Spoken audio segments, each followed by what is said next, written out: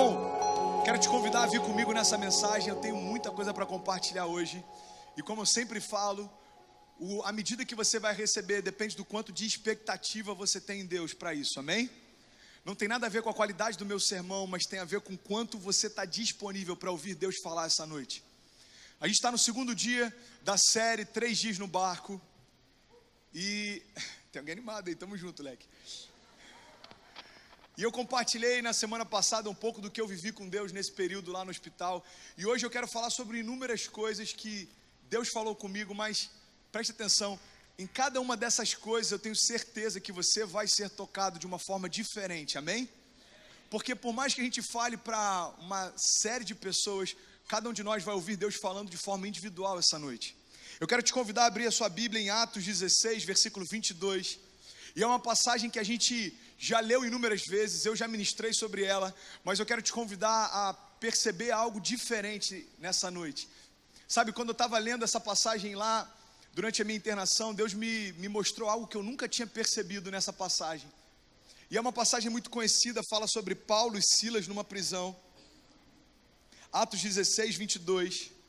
Acompanha comigo, diz assim: a multidão ajuntou-se contra Paulo e Silas, e os magistrados ordenaram que se lhes tirassem as roupas e fossem açoitados. Depois de serem severamente açoitados, eles foram lançados na prisão. Você pode dizer isso comigo? Diga: foram lançados na prisão.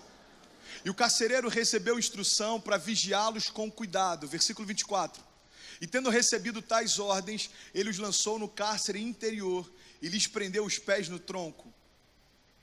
Por volta da meia-noite, Paulo e Silas estavam orando e cantando hinos a Deus, e os outros presos os ouviam. E de repente houve um terremoto tão violento que os alicerces da prisão foram abalados, e imediatamente todas as portas se abriram e as correntes de todos se soltaram. Quantos podem dizer glória a Deus por isso?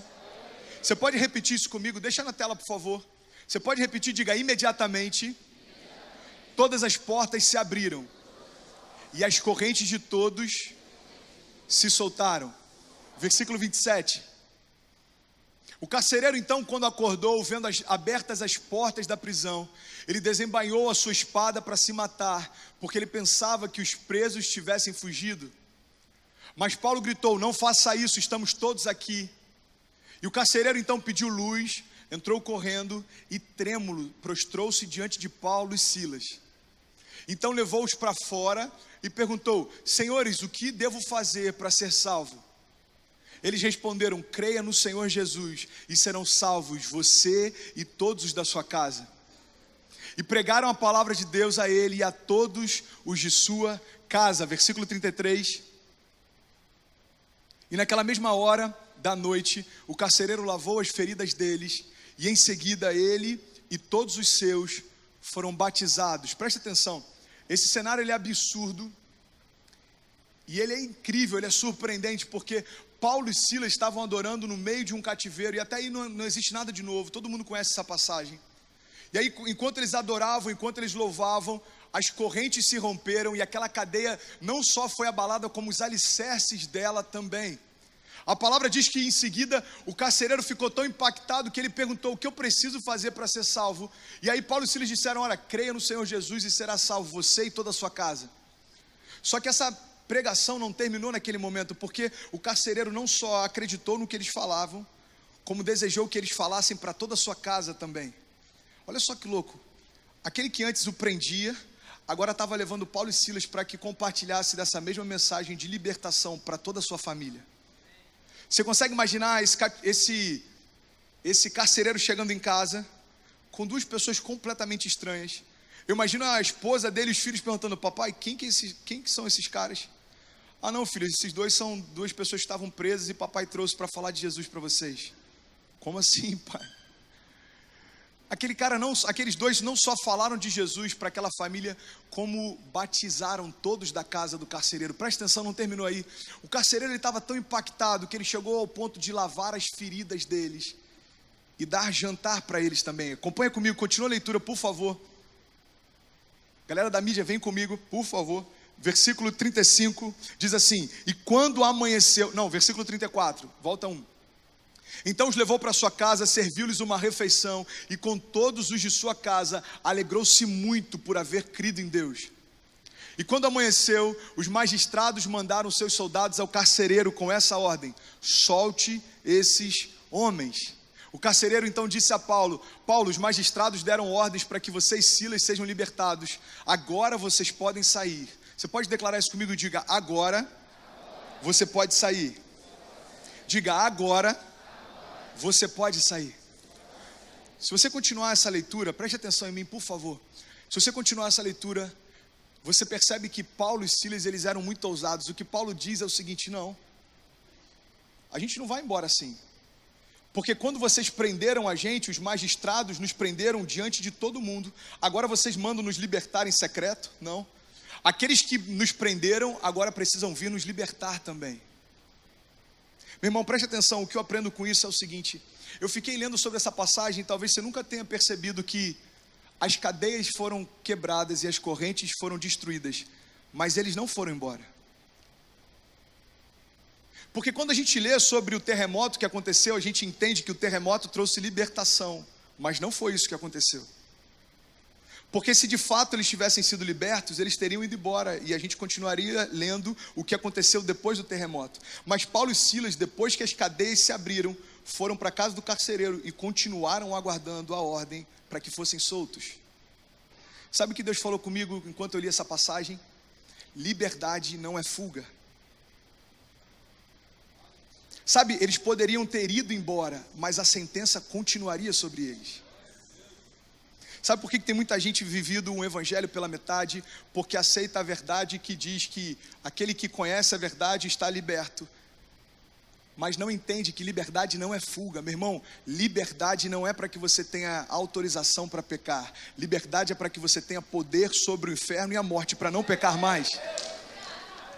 Liberdade não é para que a gente tenha uma vida qualquer com a nossa namorada e depois num culto, quando houve um louvor sobre a graça de Deus, a gente se derrame. Não, liberdade é entender que aquilo que Jesus fez por nós é suficiente para que o meu namoro seja santo também.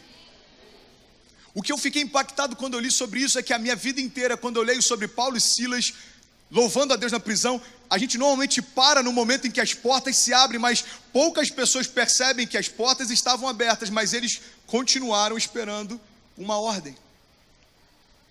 Sabe, quando o evangelho entra na tua vida, meu irmão, é como se as portas fossem abertas e as correntes fossem quebradas, mas você precisa entender o que Jesus fez na cruz sobre você.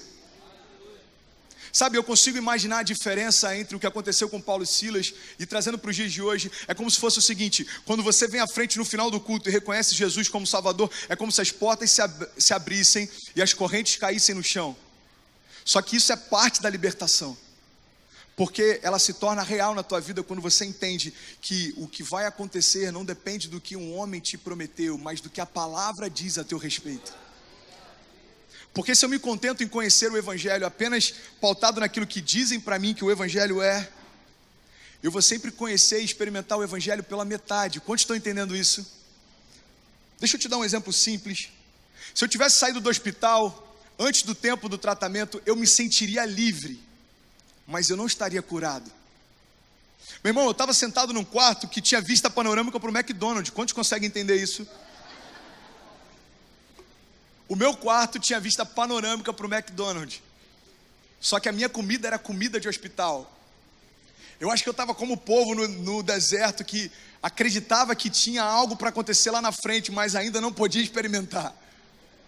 Ouvia falar a respeito do mel, a respeito das uvas e tudo aquilo que Deus tinha preparado, mas todos os dias comia a mesma coisa. Era assim que eu estava naquele quarto de hospital. Mas preste atenção, eu poderia, meu irmão, ter trocado a roupa, tirado meu catéter, saído pelo corredor e falar: ó, o menino tá bem, ele falou que daqui a 30 minutos ele vai sair, que ele está no banho, deixa ele lá e tal.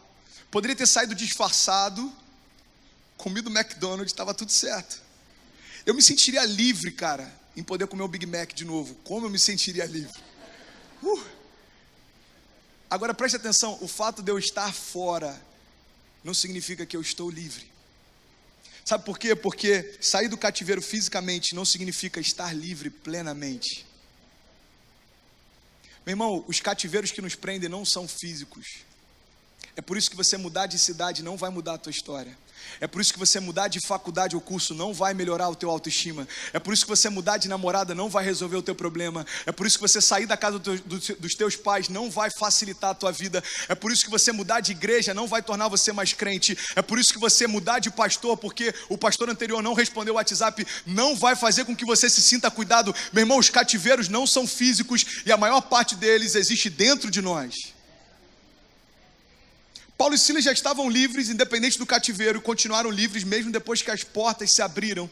Por que eles não saíram então? Porque eles sabiam que havia uma sentença sobre eles, e aqueles que o condenaram seriam obrigados a declarar que eles estavam livres também. É assim que o evangelho funciona, meu irmão. Aquelas pessoas que viram você sendo motivo de vergonha, vão ver você agora recebendo de Deus dupla honra. Para mim, existe algo maravilhoso que tem acontecido nesses últimos 6 meses, que é a oportunidade de plantar uma igreja na cidade onde eu já fui motivo de vergonha para os meus pais. Sabe, chegar toda segunda-feira em Cabo Frio e ver uma quadra com 800, 900 pessoas, numa cidade onde eu bati de carro bêbado, era preso e fazia besteira toda hora. Para mim isso é surreal, porque é como se o próprio Deus falasse: esse é o poder do meu evangelho em alguém disponível. Alguém que antes era motivo de vergonha, agora é motivo de honra para os pais. Mas isso não tem nada a ver comigo, porque, preste atenção, eu li algo que eu achei maravilhoso, sabe? Não adianta a gente tentar mudar, porque Jesus não se crucificou. As mudanças não dependem de nós.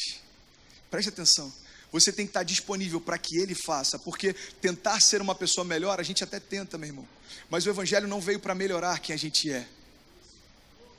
O evangelho não veio para camuflar os nossos defeitos. O evangelho não veio para tornar a gente um pouco mais simpático. O evangelho veio para tornar cada um de nós uma nova criatura. Jesus não se crucificou, Ele foi crucificado.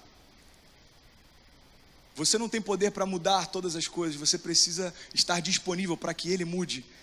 Acompanha comigo, eu tenho tanta coisa para falar hoje, mas eu preciso que vocês venham comigo. Amém? Vocês estão comigo?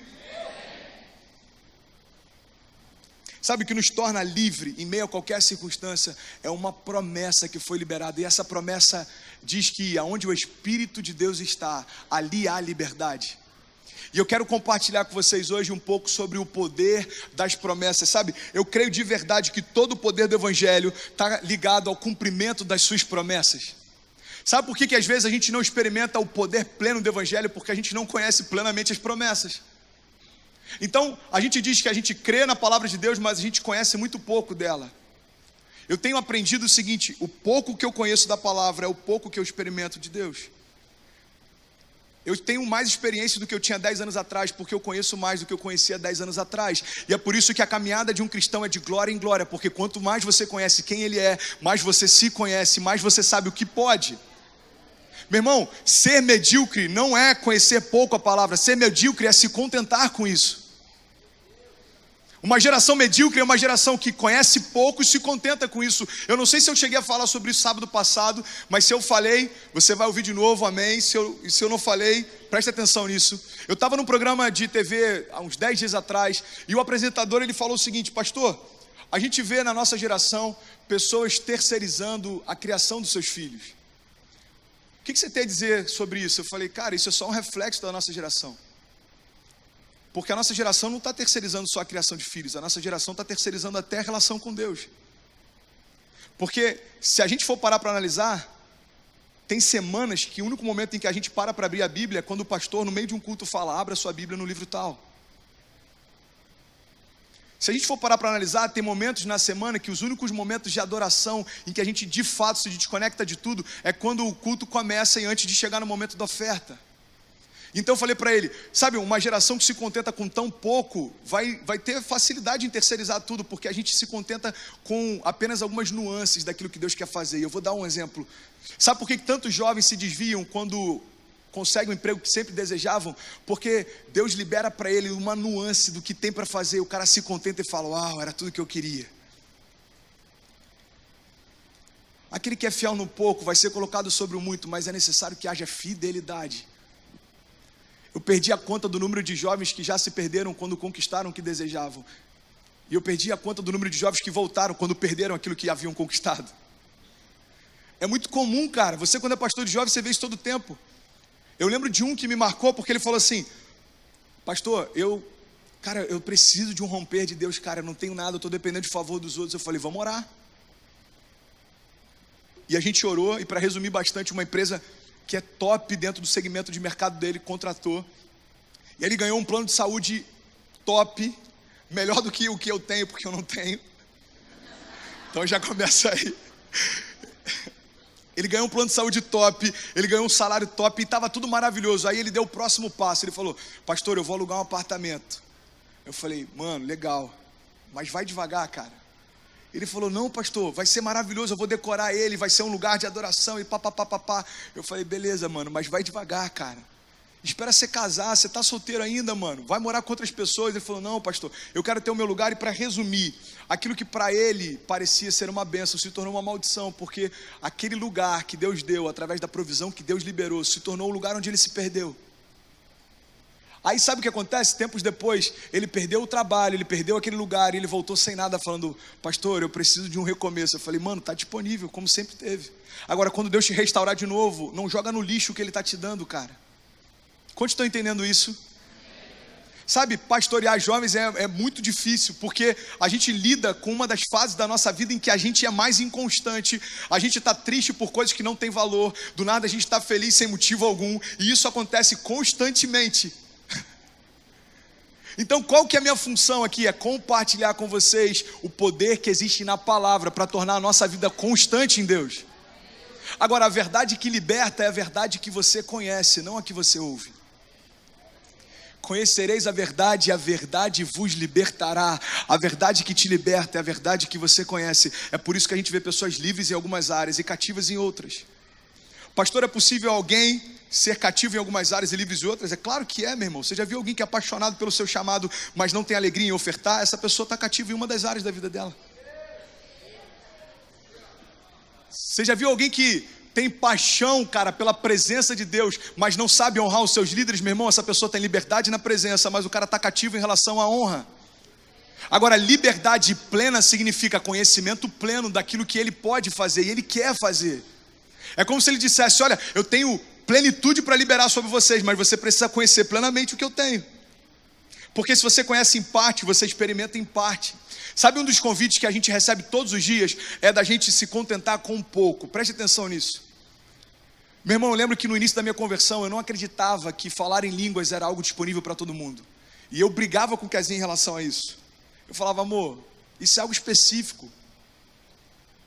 Isso é algo para alguns, cara. Falar em línguas, tá doido? Isso não é para todo mundo. Até que um dia eu estou pregando na garagem da minha casa e eu fui batizado com o Espírito Santo. E aí eu entendi, não, peraí. Tem coisas que eu não conheço plenamente e eu acho que eu sei. Deixa eu sentar e deixar Deus falar comigo. Porque é normal, quando a gente é jovem, a gente tem um ímpeto de se levantar e ensinar coisas que a gente ainda nem aprendeu. Sabe o que eu comecei a aprender nesse tempo de caminhada? É que estar disponível é o segredo para experimentar plenamente o que Deus tem para nós. Sabe, coisas que no início eu achava que não eram reais, hoje eu experimento. Sabe por quê? Porque na nossa caminhada com Deus, existe um convite muito sutil, que é o seguinte, cara, você não precisa crer tanto assim. Você não precisa crer que Deus vai mover as circunstâncias, mover montanhas. Vai dentro daquilo que os seus olhos conseguem ver. E aí sabe o que a gente percebe? Que quando a gente tem expectativas medíocres, a gente vai ter realizações medíocres. E a gente acha que está indo bem, porque tudo aquilo que a gente espera acontece. Quantos estão entendendo isso? Se você espera poucas coisas vão acontecer. Mas a gente entra numa zona de conforto que a gente acha que aquilo ali está funcionando. Cara, eu espero só um estágio. O estágio vem e você acha, uau, legal. Não, cara, agora eu só espero uma porta de trabalho um pouco melhor. Aí a porta de trabalho um pouco melhor vem e você fala, uau, está funcionando. Mas preste atenção, Deus não chamou para que a gente espere coisas dentro das nossas limitações. Deus nos chamou para acreditar que Ele vai fazer algo sobrenatural. Como que eu posso abrir mão de uma caminhada medíocre? É só tornar as minhas expectativas acima de qualquer lógica. André, você está no quarto de hospital, você vai lançar um livro? Não, eu vou lançar 2. Meu irmão, você está numa cama, cara, você vai trazer uma impressora para o teu quarto? Não, eu vou fazer um home office no meu quarto. Porque se Deus diz que eu posso experimentar coisas sobrenaturais, meu irmão, o que é gerar um livro para alguém que tem dentro de si o poder capaz de ressuscitar Jesus dos mortos? Agora preste atenção, quando eu tenho uma expectativa acima da lógica e Deus cumpre, eu começo a ter fé para me mover sobre circunstâncias maiores depois. Não, peraí, se Deus me deu um livro quando eu estava internado, Deus pode levar esse livro para as nações. Não, peraí, se Deus me deu uma namorada que eu sempre pedi, Deus pode me dar uma casa maravilhosa. Não, peraí, se Deus me deu uma casa maravilhosa, então eu e a minha família podemos ser um referencial do que é uma casa cheia da presença de Deus. Não, peraí, se a minha casa é um referencial do que é uma família cheia da presença de Deus, Deus pode nos levar a lugares que a gente nunca imaginou. Meu irmão, quando você vai aumentando a tua expectativa, Deus vai aumentando o mover dele, e assim acontece constantemente. Amém? Então o que eu quero compartilhar com vocês nessa noite, eu quero começar a pregar agora, eu preciso que você venha comigo. Eu não sei se vai demorar um pouquinho para terminar hoje, se for, quem tiver horário fica à vontade, mas eu preciso compartilhar algumas coisas hoje, amém? É o último Next antes do aniversário da nossa igreja, e se você quiser anotar, anota por favor. Abra comigo a sua Bíblia em Mateus 16, 21. Mateus 16, 21 é uma passagem muito conhecida também, mas que me chamou muita atenção quando eu estava meditando hoje.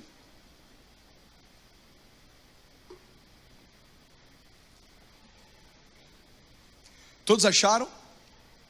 Mateus 16, 21. Jesus chega para os seus discípulos e ele faz a seguinte pergunta: quem as pessoas dizem que eu sou? E aí os discípulos começam a responder: Senhor, alguns dizem que você é um profeta, outros dizem que você é a reencarnação do profeta tal, outros dizem que você é isso e aquilo. E aí Jesus pergunta: ok, agora quem vocês dizem que eu sou? Meu irmão, Jesus não estava com crise de identidade. Jesus sabia quem era. A pergunta de Jesus era o seguinte: eu quero saber quem vocês pensam que eu sou. E aí Pedro chega para Jesus e ele fala o seguinte: eu creio que tu és o Filho de Deus, tu és aquele que tira o pecado do mundo. E aí essa história você já conhece. Jesus chega para ele e fala: Pedro, essa revelação não foi feita pela carne nem pelo sangue, mas foi o próprio Deus que te revelou. E sobre essa revelação, Pedro, eu vou edificar a minha igreja, e eu vou dar para a minha igreja as chaves dos céus, e aquilo que vocês ligarem na terra terá sido ligado nos céus, e aquilo que vocês desligarem na terra terá sido desligado nos céus. Até aí todo mundo conhece, amém? Agora preste atenção, desde aquele momento em que Jesus falou a Pedro, ele começou então a explicar aos seus discípulos que era necessário. Você pode declarar isso comigo? Diga: era necessário.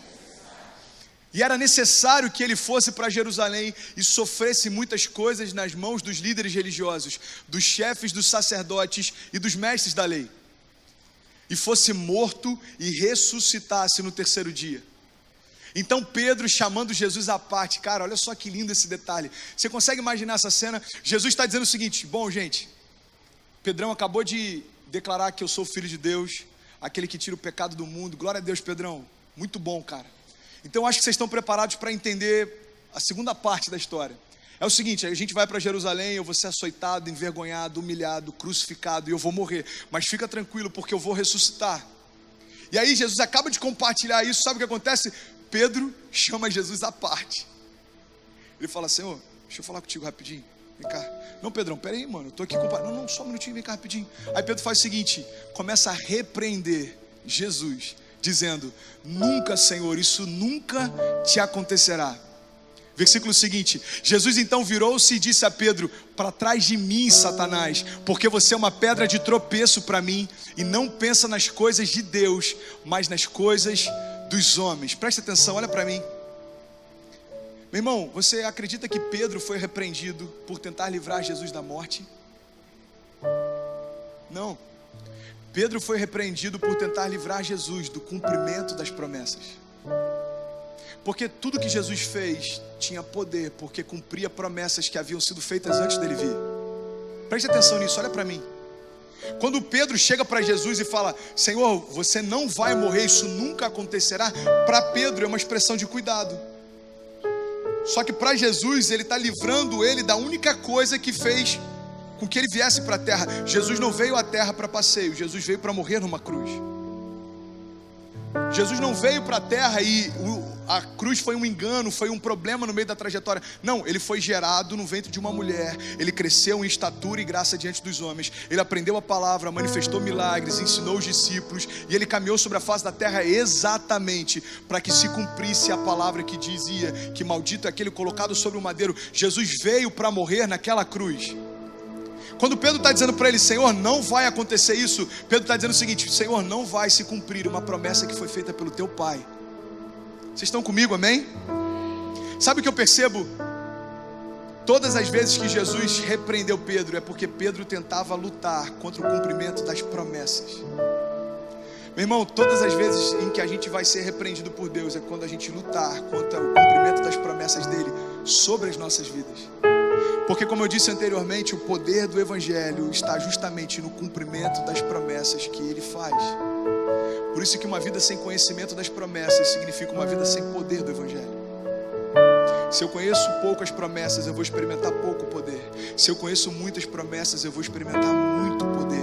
Porque o poder está no cumprimento delas. Todos estão entendendo até aí, amém? Olha só, acompanha comigo, por favor. João 18:3, não precisa abrir sua Bíblia. Diz assim: então Judas foi para o olival, e ali estava reunido Jesus e os seus discípulos, e levando consigo um destacamento de soldados e alguns guardas enviados pelos chefes dos sacerdotes e pelos fariseus, levando tochas, lanternas e armas. Jesus, sabendo tudo o que iria acontecer, saiu e lhes perguntou: a quem vocês estão procurando? A Jesus de Nazaré, responderam eles. Sou eu, disse Jesus. E Judas, o traidor, estava com eles. E quando Jesus disse, sou eu, eles recuaram e caíram por terra. E novamente lhes perguntou, a quem procuram? E eles disseram, nós procuramos a Jesus de Nazaré. E respondeu Jesus, já lhes disse que sou eu. Se vocês estão me procurando, deixem ir embora esses homens. E isso aconteceu para que se cumprisse a palavra que dissera, não perdi nenhum daqueles que me deste. Simão Pedro, que trazia uma espada, tirou-a e feriu o servo do sumo sacerdote, decepando-lhe a orelha direita. Jesus, porém, ordenou a Pedro, guarde a espada. Preste atenção nisso. Acaso não haverei de beber o cálice que o meu Pai me deu? Mano, vem comigo nesse piano aí, pelo amor de Deus, filho. Sem canção de ninar, vem comigo na pressão. Presta atenção, gente. O que Jesus está dizendo para ele é o seguinte, Pedro, acaso não preciso eu beber do cálice que meu Pai me deu? Porque quando Jesus chega ao ponto de temer a morte, Jesus não estava com medo da cruz, preste atenção, Jesus não estava com medo do sofrimento dos cravos. Quando Jesus chega ao ponto de dizer, Deus meu, por que me desamparaste? Quando Jesus chega ao ponto de dizer, Pai, se possível for, afasta de mim esse cálice. Você sabe qual era a preocupação de Jesus? Ele estava com medo da ira de Deus sobre o pecado do homem. Ele vira para Pedro e diz, Pedro, não é necessário que eu beba da ira do meu Pai, não é necessário que eu cumpra aquilo que a palavra disse. Pedro, não adianta lutar na força da espada, porque as promessas não se manifestam por força. Sabe, o que eu quero compartilhar com você nessa noite é que você pode deixar de viver as promessas de Deus por 3 motivos. Por não conhecer as promessas, por não esperar o cumprimento delas, ou por não confiar que elas vão se cumprir. Primeira parte que eu quero compartilhar com vocês se chama conhecendo as promessas. Você pode repetir isso comigo? Diga, conhecendo as promessas. Como eu já disse ainda há pouco, conhecereis a verdade e a verdade vos libertará. Isso tem a ver com a parte da verdade que a gente conhece. Sabe, o propósito da nossa história está diretamente ligado para onde a nossa história aponta. Se a tua história só tem pinceladas de Jesus, significa que Jesus para você é só um item acessório que você carrega na tua jornada. Preste atenção nisso, cara, por favor.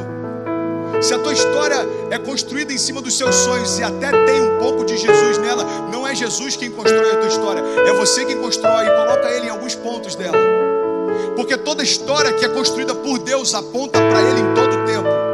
Toda história que é construída por Deus aponta para ele em todas as circunstâncias. Então preste atenção, Jesus não é um meio para que eu alcance aquilo que eu quero.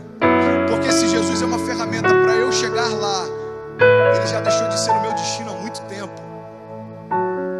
Meu irmão, se você quer ter uma casa e Jesus é só um meio para te dar uma casa, Jesus se tornou um acessório para você. Se você quer ser próspero e Jesus é só um meio para você ter prosperidade, ele é só um acessório para você. Se você quer seguir o teu chamado, mas você está muito mais preocupado em fluir na unção do que ter a presença dele, ele é só um acessório para você. Desculpa falar isso, mas eu estou falando com propriedade porque eu já experimentei etapas assim. Mano, vem comigo, mano. Vamos junto. Isso, vem junto. Quando eu subir, você sobe junto. Vamos quebrar tudo hoje, em nome de Jesus. Vocês estão comigo, amém? Vamos lá, vamos tornar essa noite especial. Essa noite ela é única, sabe por quê? Porque ela não vai acontecer de novo. Quantos creem assim? Preste atenção, se Jesus é uma ferramenta para eu alcançar um propósito, ele se transformou em um acessório na minha mochila durante a jornada. Sabe uma coisa que eu percebo que a gente faz isso naturalmente? É transformar o sangue de Jesus em mais um remédio na prateleira.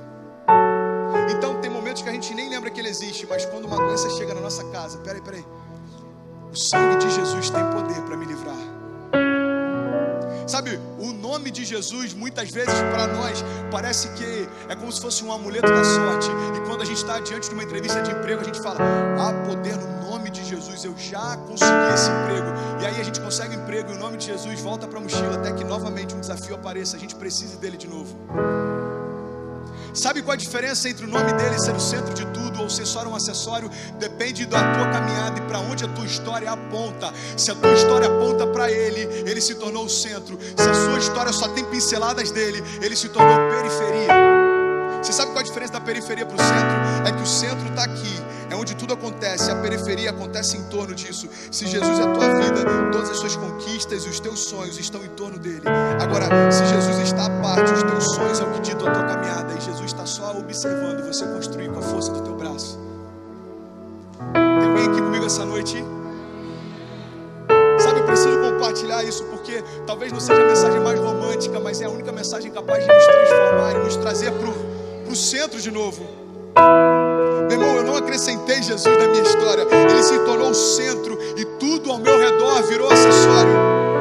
Porque a construção da nossa história deve ser vertical. A construção da nossa história deve ser vertical, porque a gente entende para onde a gente está indo. E se você quer crescer para os lados, não tem sentido, porque o caminho está errado, irmão. Meu irmão, se você quer crescer para os lados, o caminho está errado. Se é o céu o centro da nossa busca, é para lá que a gente tem que se nortear. É para lá que tudo que a gente faz tem que pautar. É para lá que tudo que a gente vive tem que apontar. É por isso que a palavra de Deus diz o seguinte, olha só: os sinais acompanharão aqueles que creem. Quantos aqui já ouviram isso, creem nisso?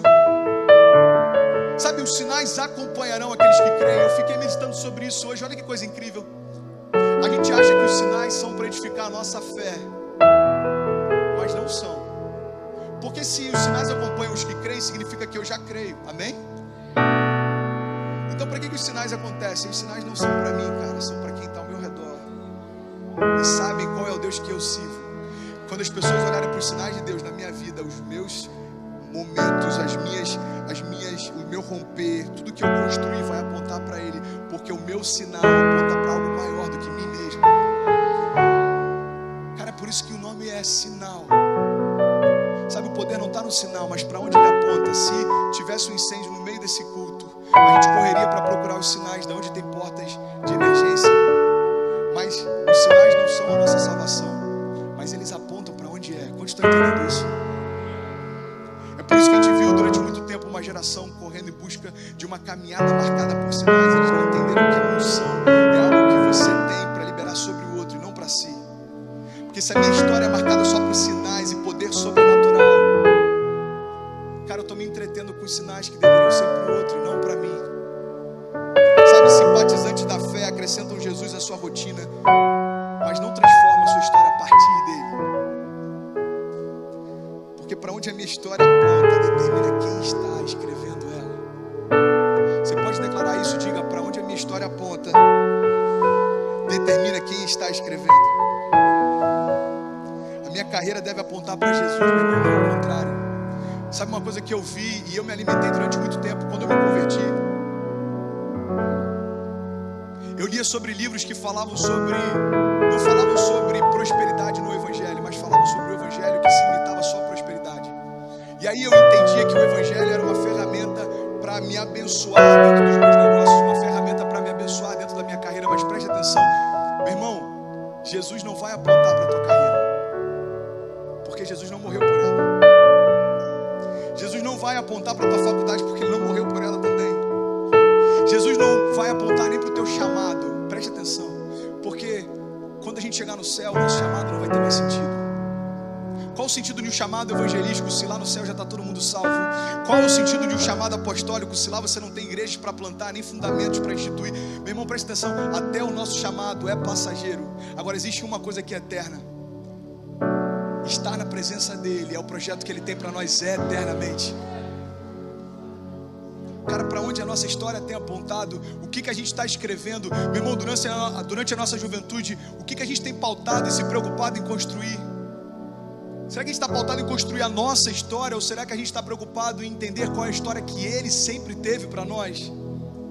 Até 11 anos atrás, a minha preocupação era construir a minha história. Sabe o que eu entendi? Que tudo que eu construí, eu perdi. Tudo aquilo que eu construí até o dia que Jesus entrou na minha vida não existe mais. Mas aquilo que ele me deu, desde o primeiro dia até hoje, permanece. Eu sou salvo, eu sou livre, eu sou santo, eu tenho liberdade, meu irmão. Eu tenho uma casa que foi construída na rocha, eu tenho uma família que aponta para ele. Eu e a minha casa servimos a ele. Todo sábado eu venho falar da bondade de um Deus que é bom. Ele é bom, e a bondade dele permanece para sempre. Se Deus nos convida a confiar, você não tem que ter medo daquilo que você está abrindo mão, porque aquilo que você abre mão para viver com Deus não se compara com a glória reservada para nós. Não se compara. Ah, pastor, mas o emprego que eu tenho é tão bom, cara, eu tenho que negociar alguns princípios, mas ele tem me abençoado tanto. Não, meu irmão, ele tem te dado coisas que você deseja, mas a bênção não faz com que você fira princípios. Cara, a bênção vem de Deus e não nos afasta da presença dele. Seria incoerente, cara, se o teu namoro te afasta de Deus. O que faz você acreditar que no teu casamento vai ser diferente?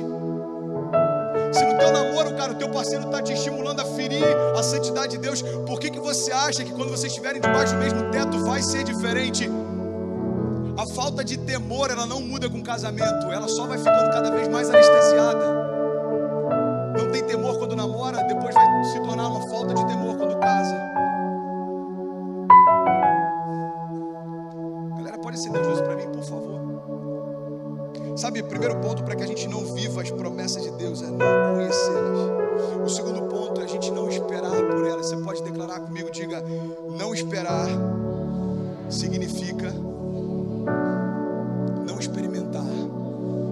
Se você não esperar, você não vai experimentar nenhuma das promessas. Sabe, tem uma música que a gente não canta, mas talvez alguns já tenham cantado, que ela diz o seguinte: quem tem promessa de Deus não morre, não. E eu creio que é uma grande mentira, com todo respeito, porque todo homem na face da terra carrega uma promessa de Deus para si. Agora a grande questão é se a gente vai viver ou não, depende do nosso sim para as promessas que ele já fez. Meu irmão, presta atenção no que eu vou te falar. Esperar nas promessas é uma das coisas que a gente mais tem se perdido. Sabe, a nossa geração é ansiosa, eu me coloco no centro disso. Cara, eu nunca vi uma geração tão ansiosa quanto a nossa. Não sei se vocês lembram, mas existia um período em que a gente alugava filme numa locadora. Quantos lembram desse período? Quando eu namorava a Kezinha ainda existia isso. Acho que era Balloon que tinha em São Gonçalo. Cadê a galera de São Gonçalo? Tá aí? Em Niterói, eu não sei qual era a locadora que tinha aqui. Carru. Enfim, tinha Carru, tinha Balloon. Lá em Cabo Frio se chamava Nippon, o nome da locadora. Meu Deus. E sabe o que eu lembro? Se você devolvesse um filme sem rebobinar o VHS, você pagava uma multa. Quantos lembram disso? Então, assistir um filme em casa era o seguinte processo: você tinha que ir até uma locadora, ok? Você tinha que escolher um filme na prateleira e torcer para ter aquele VHS, porque às vezes alguém já tinha alugado. Cara, eu quero esse filme, foi alugado, eu vou reservar para amanhã. Aí você ia para casa, assistia o filme e depois você ainda tinha que rebobinar e trazer de volta. Aí a gente passou para a época do DVD, foi mais prático. Você só chegava, alugava o DVD, assistia, não precisava rebobinar, já estava ok. Aí depois do DVD veio a era do Netflix, do streaming. Quantos estão nessa era aí? Pode falar, gente, não vou endemoniar a Netflix não, é top. Todo mundo com medo de eu dar uma cajadada, né? Não, é muita hipocrisia falar do Netflix e assistir. É muita hipocrisia bater no WhatsApp e usar. É muita hipocrisia falar do YouTube e depois utilizar. Tem muitos pastores que se levantam para bater nas redes sociais, mas dependem dela para impulsionar o ministério. Eu não vou falar que o problema está nelas. O problema não está nelas.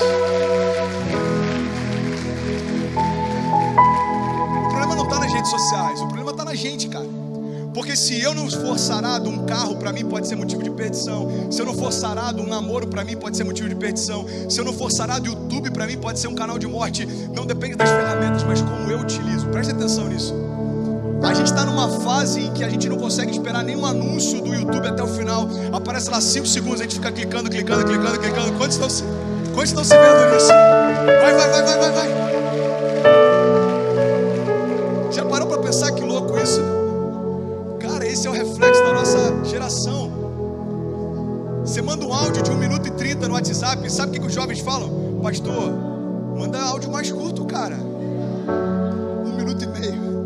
Se o cara fosse fazer um gabinete, só o tempo dele cumprimentar, dar um abraço, puxar a cadeira, pum, já deu 1 minuto e meio. Mas você ouvir na comodidade da tua casa um áudio de 1 minuto e meio, pra gente hoje já é muito. Você vê um áudio de 2 minutos e 30, sabe o que você faz? Você ouve da metade pro final e ainda vai acelerando assim, ó. Tô mentindo, gente. Então preste atenção. Sabe o que acontece? Tudo que a gente faz no nosso dia a dia reflete a forma como nós lidamos com todas as coisas. A gente está ansioso para ver um vídeo, a gente está ansioso para ouvir um áudio, a gente está ansioso para ver o cumprimento das promessas também. Só tem um grande problema nisso: a promessa não se submete ao teu tempo, mas o tempo de quem a declarou. Irmão, aí que existe um grande desafio: é você desejar o cumprimento da promessa, mas não aguardar o tempo de quem a fez. Sabe, não saber esperar o tempo da promessa significa não viver a promessa, ou se contentar com algo que parecia com o que foi prometido. Deus prometeu algo e aparece algo parecido. Você não está afim de esperar, então, Deus, tá bom, cara, parece com aquilo que você me prometeu. Só que quando a gente se contenta com aquilo que parece com a promessa, o genuíno de Deus nunca vai vir. Porque quando Ele olhar para você, você está ocupado demais, entretido com aquilo que parece com o que Ele te prometeu. Meu irmão, esperar a promessa significa receber a promessa. Esperar a promessa é necessário para que ela se cumpra.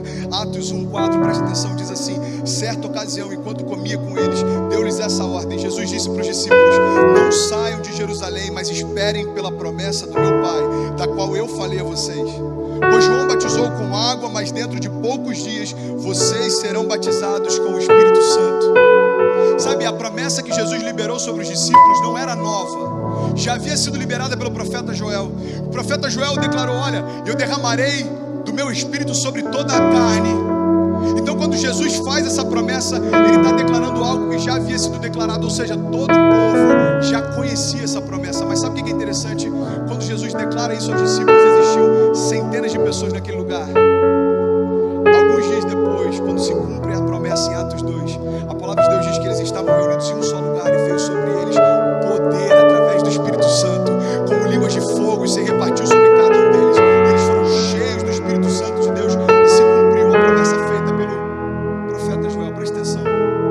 Você sabia que do dia em que Jesus fez a promessa, alguns dias depois, quando a promessa se cumpriu, centenas de pessoas desistiram de esperar por ela? Meu irmão, se as pessoas não conseguem esperar o próprio Deus em forma de carne prometendo, é comum a gente desistir antes de Deus prometer o que falou pra gente. Quantas vezes eu já me equivoquei, cara, quantas coisas erradas eu já fiz por ansiedade. Mas presta atenção, existe uma bênção sobre a espera. E sabe qual é a bênção? É que você vai experimentar não algo que se parece com o que Ele te prometeu, mas toda a promessa que Ele fez a teu respeito vai se cumprir.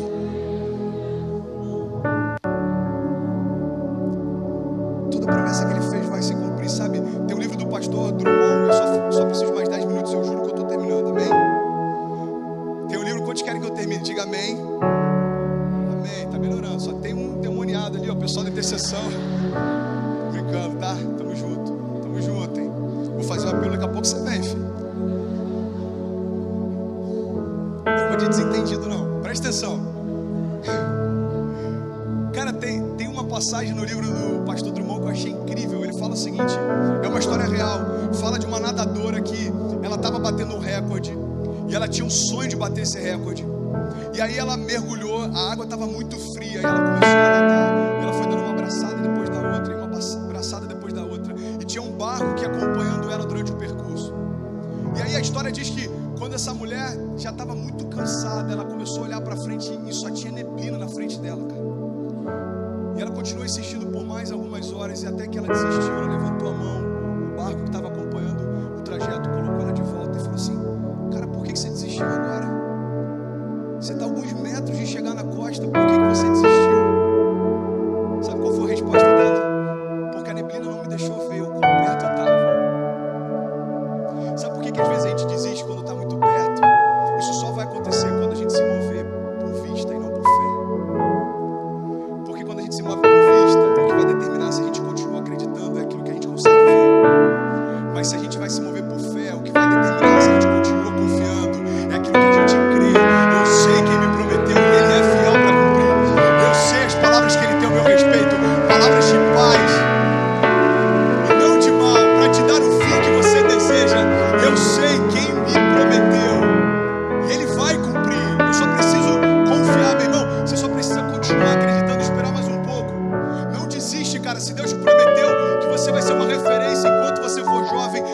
seguinte: ser uma referência para a nossa geração não significa necessariamente falar para as multidões.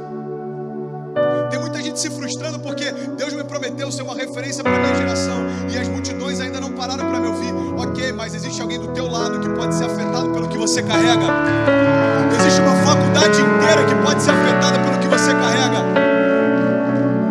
Meu irmão, não espera o microfone estar nas tuas mãos, porque você só vai ter autoridade para falar depois que você adquirir o direito de ser ouvido. Eu estou começando, cara, eu tenho alguns anos de ministério, mas a minha história não começou num palco.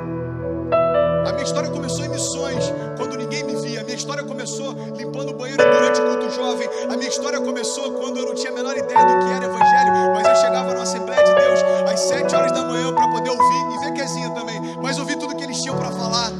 Sabe, a minha história começou lá. O que acontece é que a nossa geração quer começar onde a geração anterior já está terminando. Você vê um pastor como o pastor Felipe, por exemplo. Vou dar até um exemplo de alguém novo. Mano, o cara tem 34 anos, é casado com uma mulher linda, tem filhos lindos, um ministério próspero. Eu quero começar assim. Não, peraí, mano, peraí. Você não estava há 15 anos atrás, 20 anos atrás, quando ele botava o violão nas costas e ia tocar em várias igrejas. Você não estava com ele quando ele participava de vigílias e chorava na presença de Deus, pedindo para que Deus o levantasse como uma voz profética sobre essa geração. Você não estava lá, meu irmão. Então não acredita que aquilo que as pessoas estão colhendo foi plantado ontem. Você vai se iludir assim, cara. Você vai se iludir assim. Não começou ontem. Não começou. O que eu mais vejo são jovens falando: pastor, cara, Deus tem um chamado pra mim. Eu falei: amém, mano, conta com a gente. Aí você vê o cara fica um dia junto na DM, fica 2 dias. Terceiro dia, mano, cadê você? Pô, pastor, eu tô fazendo umas coisas aqui, tô correndo atrás de algumas coisas. Ok, mano, semana que vem a gente tá junto. Aí chega a semana que vem, o cara não aparece, na outra, sabe o que acontece? Ele entendeu errado. Ele tá achando que o fato de ter chamado diferencia da multidão. Todos nós temos chamado. Irmão, você entender que tem chamado também não te diferencia, porque existe uma multidão de pessoas que já entenderam que tem chamado. O que vai mudar a chave da nossa vida é entender que o chamado se constrói, não cai do céu. O chamado se constrói. Sabe como ele se constrói? Ele se constrói através de lugar secreto. Ele se constrói através de choro. Ele se constrói através de busca. Ele se constrói através daquele que te deu. Ele é fiel para cumprir. E isso vai ser construído em você. Meu irmão, se a gente for imediatista para as coisas de Deus, a gente nunca vai experimentar as promessas. Sabe por quê? Porque Deus não tem pressa por uma simples questão. Ele é eterno. A gente se apressa, cara, porque a gente sabe da finitude que tem. A gente quer ver as coisas acontecendo rápido. Porque você olha para a tua vida e você fala: bom, eu tenho 25. Sei lá, se eu tiver mais 60 anos, eu tenho que correr. Deus olha lá e Ele faz parte da eternidade passada, eternidade presente, eternidade futura. Ele fala: eu vou fazer, meu irmão, fica tranquilo. Porque o projeto que eu tenho para você não se limita ao tempo que você tem caminhando sobre a terra. Olha a diferença. Quando eu entendo que a minha história aponta para o céu, eu entendo que não tem que ter pressa para realizar aqui, porque eu estou indo para lá. Agora, quando eu quero Deus como um acessório na caminhada, eu tenho pressa, porque eu só quero que Ele me abençoe para viver aquilo que eu quero.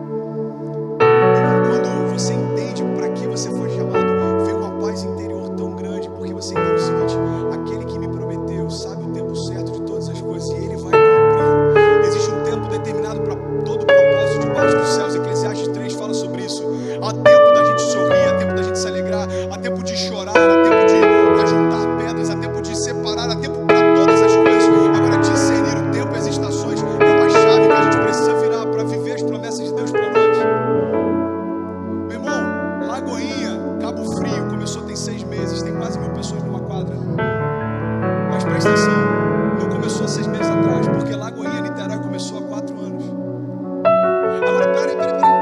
Lagoinha, Niterói não começou há 4 anos atrás, porque há 50 anos atrás alguém instituiu aquela igreja e começou a Lagoinha em BH. Agora, a história da Lagoinha não começou 50 anos atrás, porque séculos e séculos e séculos e séculos antes, as pessoas entenderam o poder que existe sobre a igreja. Presta atenção, não existe nada de novo na face da terra, isso é bíblico. O problema é que a gente entende que existe uma revolução para ser gerada através de nós, mas a gente não entende que nenhuma revolução significa rejeitar o velho, significa conhecer o que Deus já fez para saber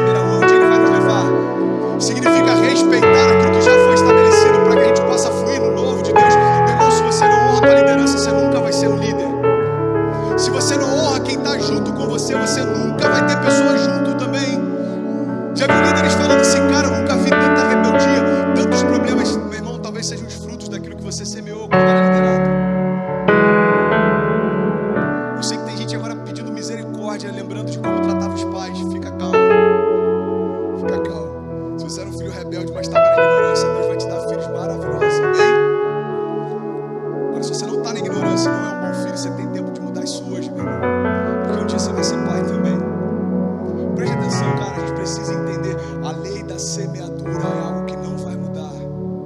A palavra de Deus diz que tudo aquilo que o homem semeia, ele também colhe, e isso também diz respeito ao nosso chamado. Eu preciso correr para a gente não passar muito do tempo, mas preste atenção. A primeira coisa que pode fazer com que a gente não viva as promessas é não conhecê-las, amém? A segunda coisa que pode fazer com que a gente não viva as promessas é não esperar que elas se cumpram. Agora eu quero compartilhar com você algumas promessas que Deus tem para nós. Hebreus 10, 23 diz: apeguemo-nos com firmeza à esperança que professamos, pois aquele que prometeu é fiel para cumprir. 1 João 2, 25 diz: e essa é a promessa que ele nos fez, a vida eterna. Ezequiel 36, 26 diz: e eu darei a vocês um coração novo, e eu porei um espírito novo em vocês, e eu tirarei de vocês um coração de pedra, e em troca darei um coração de carne. Filipenses 4, 19 diz: o meu Deus suprirá todas as necessidades de vocês, de acordo com as suas gloriosas riquezas em Cristo Jesus. Hebreus 6, 13 diz: quando Deus fez a promessa a Abraão, por não haver ninguém superior para quem jurar, ele jurou por si mesmo, dizendo: esteja certo que eu abençoarei e farei numerosos os seus descendentes. E foi assim que, depois de esperar pacientemente, Abraão alcançou a promessa. Isaías 40, 29 diz: dá força ao cansado e ele multiplica as forças àquele que não tem nenhum vigor. Os jovens se cansarão e se fadigarão, os moços certamente cairão, mas aqueles que esperam no Senhor renovarão as suas forças, subirão com asas como águias, correrão e não se cansarão, caminharão e não se fadigarão. Tem alguém que pode dizer glória a Deus por isso? Essas são as promessas que Deus tem para nós, mas presta atenção, não se limitam a essas, porque existem ainda mais.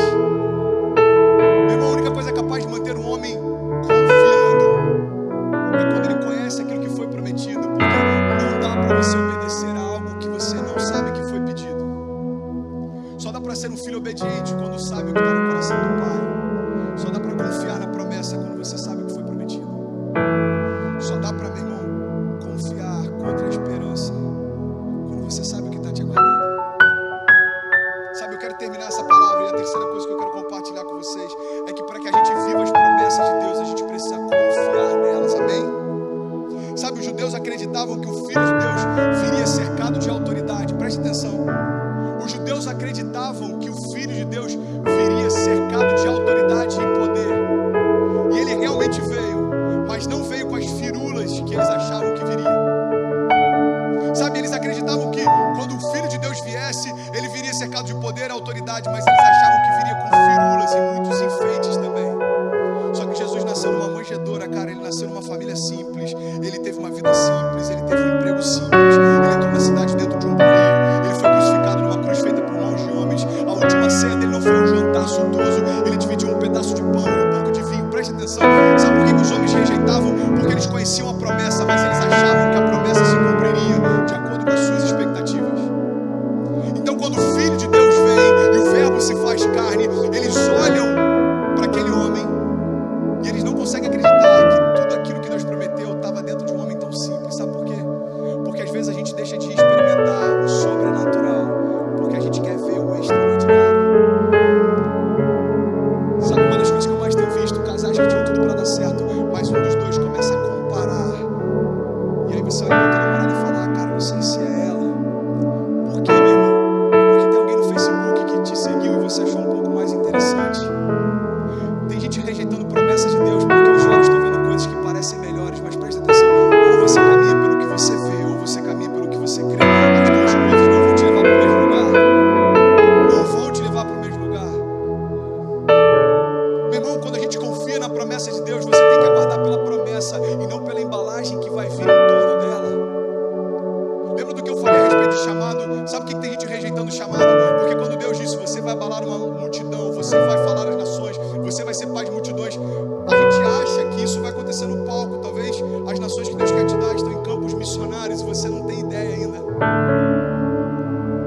Cara, eu vou liberar sobre você o poder, e quando você falar no meu nome, pessoas vão se quebrantar. Amém.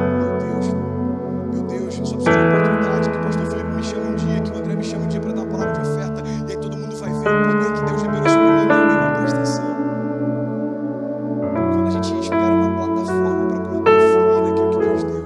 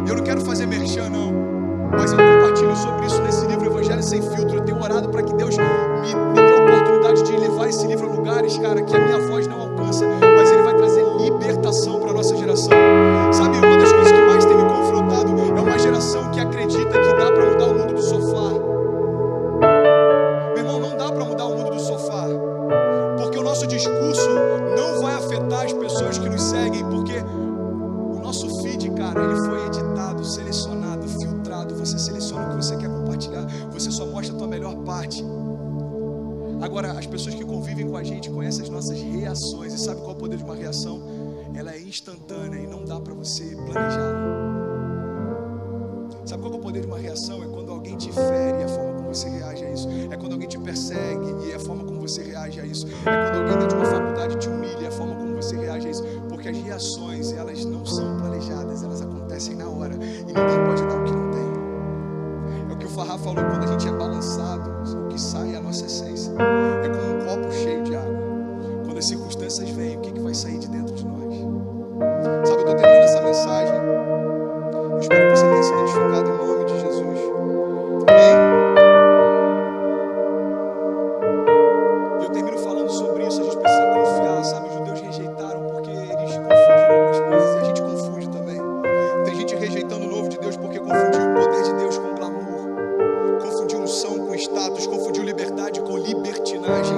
Confundiu graça com liberação para poder pecar. Confundiu profundidade com complexidade. Confundiu superficialidade com simplicidade. Meu irmão, você sabe por que tudo que Jesus fez tinha poder? Preste atenção. Porque tudo que ele fez cumpria promessas que haviam sido feitas antes dele. Jesus entrou na cidade num burrinho. Por que isso foi poderoso? Porque havia sido prometido. Jesus foi vendido por um dos seus discípulos. Por que isso é poderoso? Porque havia sido prometido e assim se cumpriu a palavra de Deus. Jesus foi crucificado numa cruz feita de madeira. Por que isso é poderoso? Porque assim foi prometido. Maldito é todo aquele colocado sobre o madeiro. Isaías 53 já dizia: certamente ele levou sobre si as nossas doenças e enfermidades, e o castigo que nos trouxe a paz estava sobre ele, e pelas suas pisaduras nós fomos sarados. Presta atenção, quando Isaías declarou isso, Jesus não havia vindo ainda.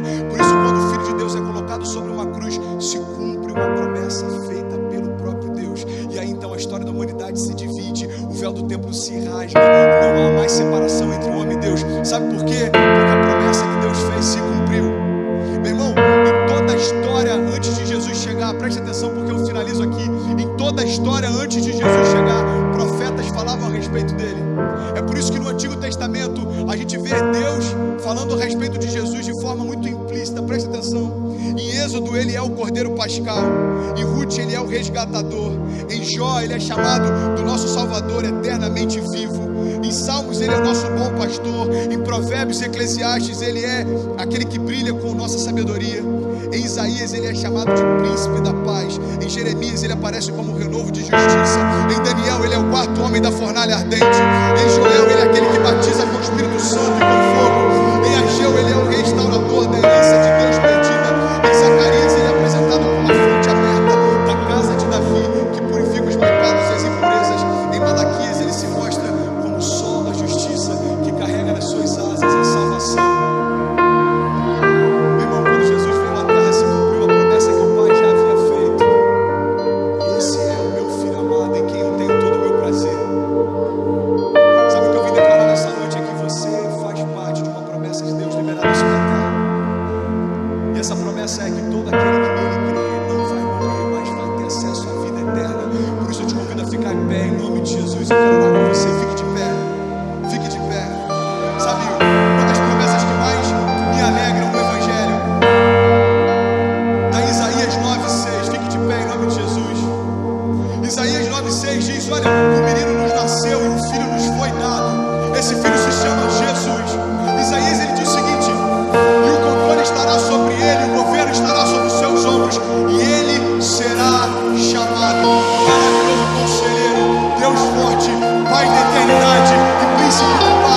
Você crê nisso, meu irmão?